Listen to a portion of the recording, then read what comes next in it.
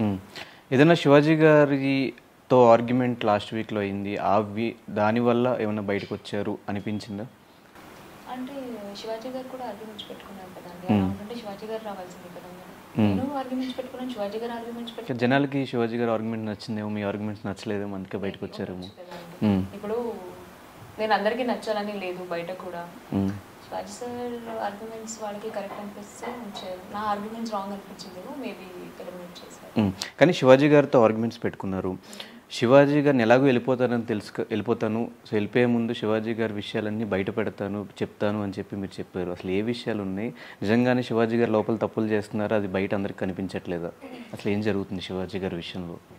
బయట కనిపించట్లేదు అని చెప్పలేనండి. బికాజ్ 1 వీక్ అయితే కనిపించలేదు అనొచ్చు, 2 వీక్స్ అయితే కనిపించలేదు అనొచ్చు. ఇది 14 వీక్స్ కదా అండి. 100% 14 వీక్స్లో మీరు జడ్జ్ చేస్తారు కదా, 100% కనిపిస్తుంది. సో కనిపించలేదంటే 100% జనాలకి ఏదైతే కావాలో అలా బాగా ఆడుతున్నారు కాబట్టి కనిపించలేదు. ఎందుకు బయటకు వచ్చాక శివాజీ గారిది ఆ ఫాలోయింగ్ ఏమైనా చూసి ఇట్లా డిప్లొమాటిక్ ఆన్సర్స్ ఇస్తున్నారు? హౌస్లో మీరు ఇట్లా లేరు. అదే చెప్పానండి. నేను నిజం చెప్తున్నాను. నేను మీకు నా ఇప్పటి వరకు నేను నా సోషల్ మీడియా కానీ నా ఇది కానీ నేను అసలు తీసుకోలేదు. బట్ మన చుట్టుపక్కల ఉన్న వాళ్ళు చెప్తారు కదా, ఇట్లా జరిగింది అని చెప్తారు కదా. చెప్పడానికి ఛాన్స్ ఇవ్వలేదు. నేను బయటకి ఎక్కడికి వెళ్ళలేదు. నా ఫ్యామిలీతోనే నేను ఉన్నాను. సో ఏదైనా ఉన్నా నా ఫ్యామిలీ నాకు షేర్ చేస్తారు. ఒకటే అంటున్నారు, మాకు షో అనేది జస్ట్ టెంపరరీ 3 months. నువ్వు కామ్గా ఉండు. ముందు ఈ ఎలిమినేషన్ ఏదైతే నేను బయటకు వచ్చానో దాని నుంచి ముందు ఓవర్కమ్ అవ్వు.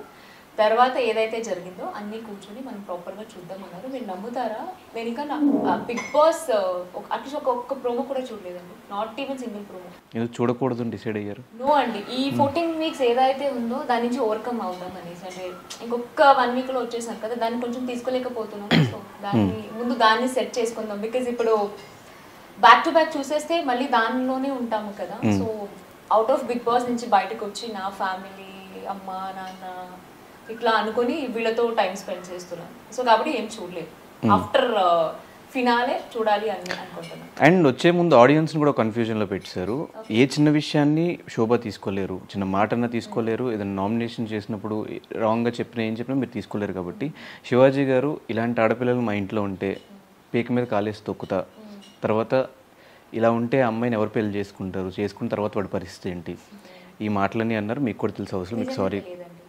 మీకు సారీ చెప్పారు, తర్వాత మీకే చెప్పారు, మీ ఇద్దరికి నుంచో పెట్టి చెప్పారు. ఇది క్లారిటీ ఇస్తాను. సాటర్డే మనం అందరినీ సార్ లోపలికి పిలిచి మాట్లాడారు. మీరు చూసారు ఎపిసోడ్లో.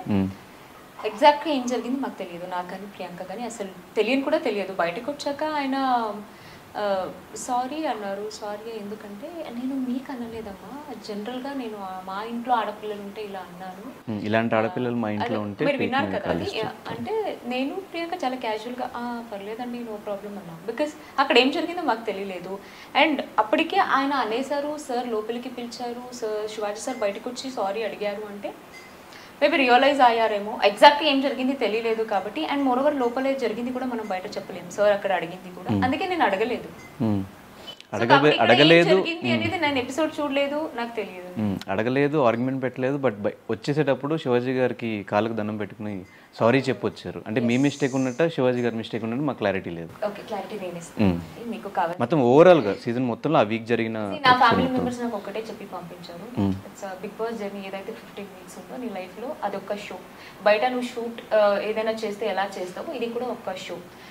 అక్కడిది అక్కడే వదిలేసిరా.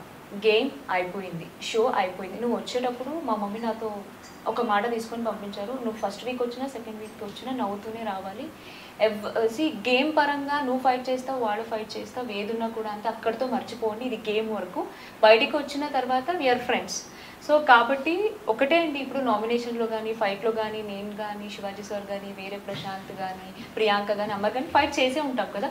నాట్ ఓన్లీ శివాజీ గారికి నేను ఇలా ఎందుకు తీసుకున్నానంటే నేను డే 1 నుంచి నేను దాంట్లోనే స్టిక్ ఆన్ అయ్యానండి. శివాజీ సార్ ఏజ్కి నేను చాలా రెస్పెక్ట్ చేస్తాను, అంతే.